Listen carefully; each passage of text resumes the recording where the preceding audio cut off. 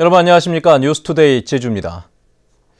원희룡 제주도지사는 잠재적인 대선 주자로도 거론이 되고 있죠. 그런데 정치적 홍보에 예산을 투입해 제주도청을 선거 캠프로 만들고 있다는 주장이 도의회 예산심사에서 제기됐습니다. 박주영 기자입니다.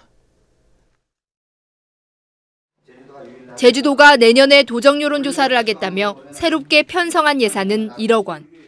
이미 정책 여론조사 비용으로 3천만 원이 따로 편성된 만큼 사실상 원희룡 지사의 지지율 추이를 조사하려는 것이 아니냐는 주장이 제기됐습니다. 아니 무슨 1000명 시켜가지고 1년에 10번 여론조사 한다는 게 이게 사실 쉽게 납득이 안 가는 말씀입니다. 이게 여론조사가 꼭 그 현장의 목소리를 반영하는 건 또 아니거든요, 이게. 원희룡 지사가 박원순 서울시장, 안희정 충남지사처럼 메시지 담당 부서를 신설한 것도 대선을 의식한 홍보용이라는 의혹도 제기됐습니다. 서울에도 대선 후보, 충남에도 대선 후보, 제주도도 대선 후보 이렇게 해서 이게 선거 캠프에서 홍보 활동하는 그런 워딩 그룹을 조직을 너무 공조직화시켜가지고 운영하는 거 아니냐. 제주도는 내년에 신공항 건설 등 현안들이 많아 도민들의 여론을 파악하려는 것이라고 해명했습니다. 여러 가지 분야에 대해서 도민의 정확한 여론 방향을 파악하기 위해서 이런 조사가 필요하다고 보고. 최근 커피숍 종업원을 폭행한 혐의로 체포됐던 김원 협치정책실장은 언론 보도가 사실과 다르다며 폭행 혐의를 부인했습니다. 저희 양식에 비추어서 부끄러운 행동은 없었습니다. 김원 실장은 불법이 있다면 응당한 대가를 치르겠다고 말했고 감사위원회는 조만간 조사 계획을 세우겠다고 밝혔습니다. MBC 뉴스 박주연입니다. 최근 감귤값이 폭락해 농민들의 걱정이 이만저만이 아닌데요. 시장에 팔 수 없는 비상품 감귤도 사상 최대치를 기록해 농민들이 이중고를 겪고 있습니다. 김찬영 기자입니다. 감귤 농축액을 생산하는 제주시의 한 가공공장 앞. 화물차 수십 대가 공장 입구부터 줄지어 늘어섰습니다. 가공용으로만 처리할 수 있는 비상품 감귤을 싣고 있는 차들입니다. 공장의 처리량이 쏟아지는 비상품 감귤량을 감당하지 못하면서 이렇게 40대가 넘는 차들이 반나절 넘도록 기다리고 있습니다. 수확한 감귤을 분류하는 성과장도 비상입니다. 상품으로 쓸 수 없는 1번, 9번가와 상처난 결점과들이 전체의 30%가 넘습니다. 비상품 감귤이 쏟아지면서 보관할 곳도 없어 마당 한켠에는 60톤이나 쌓여 있습니다. 밭에서 1차 선별을 했습니다만 저희가 선별을 하다 보면은 거기서 한 50% 이상 나오는 농가도 있고 최소 한 30-40%는 기본이고. 올해 산 노지감귤 생산 예상량은 56만 9천 톤. 이 가운데 비상품 감귤이 차지하는 비율은 34%로 지난 1999년 관측조사가 시작된 이후 가장 높습니다. 지난 6월 강풍과 이른 태풍 등으로 결점과가 크게 늘었고 잦은 비로 열매가 크지 못했기 때문입니다. 6월 초, 6월 한 20일 그 사이에 열매가 속았대. 제주도 말로 콩방울 정도 할 때 바람피해입니다. 이게 바람피해를 해서.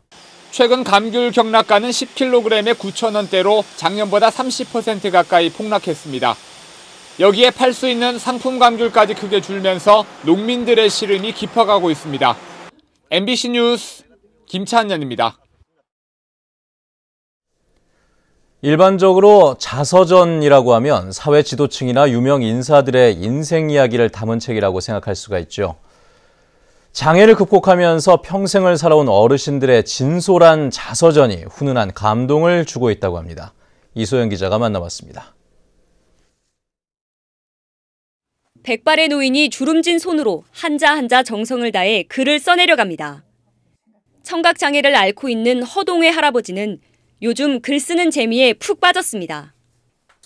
70여 년의 굴곡진 삶을 되돌아보며 누구에게도 말하지 못했던 가슴 속 얘기를 용기 내 꺼내봅니다. 글 쓰게 되면은 텔레비도 끄고 어떻게 조용히 저쪽 방에 앉아가지고 나 혼자만 그 추억을 더듬어 보는데 하여튼 그 기분이야 아주 좋죠. 허동회 할아버지를 비롯한 5명의 청각장애 어르신들은 지난 5월부터 제주도 농아복지관의 글쓰기 프로그램에 참여했습니다. 장애를 겪으며 느꼈던 답답함과 4.3 사건과 6.25 전쟁을 지나온 파란만장했던 세월.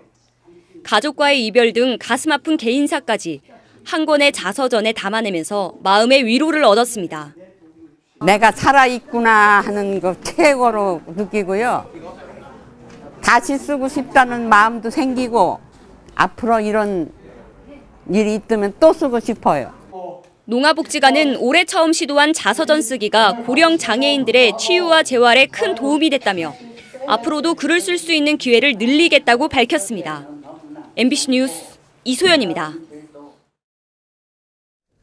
서승원 국토교통부 장관이 제주공항 인프라 확충을 위한 사전 타당성 용역을 조속히 시행하겠다고 밝혔습니다. 서승원 장관은 새누리당 최고 중진 연석회의에 참석해 이같이 밝히고 용역 과정에서 터미널 확충 등 규모가 큰 투자 사업 계획은 조기에 결정하겠다고 말했습니다. 또 현재 공사 중인 터미널 확장과 활주로 개선 사업은 내년 하반기까지 완료하기로 했습니다. 관광객 부가가치세 환급 제도가 내년부터 시범적으로 운영될 것으로 보입니다. 기획재정부는 관광객들이 제주에서 특산품과 기념품을 사거나 렌터카를 빌릴 때는 부가가치세를 돌려주기 위해 내년 예산안에 제주관광진흥사업비 100억 원을 편성했습니다.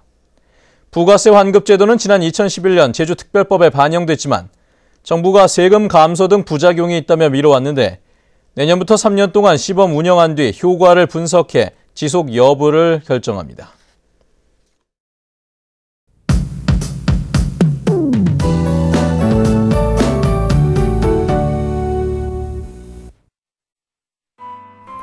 아침 출근길 어제보다 기온이 4도가량 떨어져 쌀쌀합니다. 그래도 낮 동안에는 맑고 포근하겠는데요.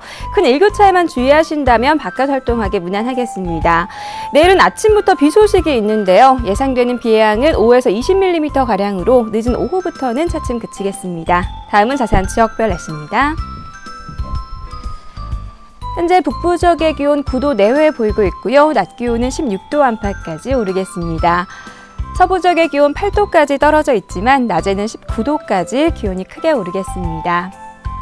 네, 현재 남원의 기온 8도, 안덕과 서귀 11도, 낮 기온은 18도에서 19도가 예상됩니다. 동부 지역의 기온 어제보다 3도가량 내려가 있는데요. 낮에는 어제보다 기온이 약간 더 오르겠습니다. 네, 현재 윗서울음의 기온 2도, 성판악 6도 나타내고 있습니다. 삼적도 맑은 가운데 예년 이맘때보다 4도가량 높은 기온을 유지하겠습니다. 해상에는 물결이 잔잔하게 일겠습니다. 네, 현재 대부분 공항에 안개가 낀 모습인데요. 광주공항에는 저시정특보가 내려져 있어 항공기 운항 여부를 다시 한번 확인하셔야겠습니다. 네, 금요일인 내일과 일요일에는 비 소식이 있고요. 비가 그치고 나면 기온이 떨어지면서 첫눈이 내릴 전망입니다. 날씨였습니다. 제주 서부경찰서는 남의 신용카드를 주워 사용한 혐의로 베트남 출신 결혼 이주 여성 28살 판모 씨를 붙잡아 조사하고 있습니다. 판 씨는 지난 25일 제주시 노영동의 한 은행에서 인출기 위에 놓여있던 신용카드를 주워 편의점에서 사용하는 등 10여 차례에 걸쳐 70만 원 상당의 물품을 구입한 혐의를 받고 있습니다. 4.3 희생자의 며느리에게도 병원 진료비가 지원되기 시작했습니다. 제주도는 4.3 특별법상 유족의 범위에 포함되지 않아 복지 지원 대상에서 제외됐던 며느리 1,700명에 대해 이달부터 진료비를 지원하고 있다고 밝혔습니다. 지원 대상은 61살 이상 며느리로 도내 병원에서는 진료비의 30%가 즉시 감면되며 도외의 거주자는 진료비 영수증을 제출하면 됩니다. 올해 제주 지역 순유입 인구가 10,000명을 넘어서 사상 최고치를 기록할 것으로 보입니다. 한국은행 지역경제보고서에 따르면 지난 8월까지 제주 지역 순유입 인구가 7,000명을 넘어섰고 올해까지 10,000명을 돌파할 것으로 예상됩니다. 한국은행은 귀농 인구는 줄었지만 관광 관련 창업이 지속적으로 늘어 오는 2018년에는 제주도 전체 인구가 70만 명에 이를 것으로 전망했습니다.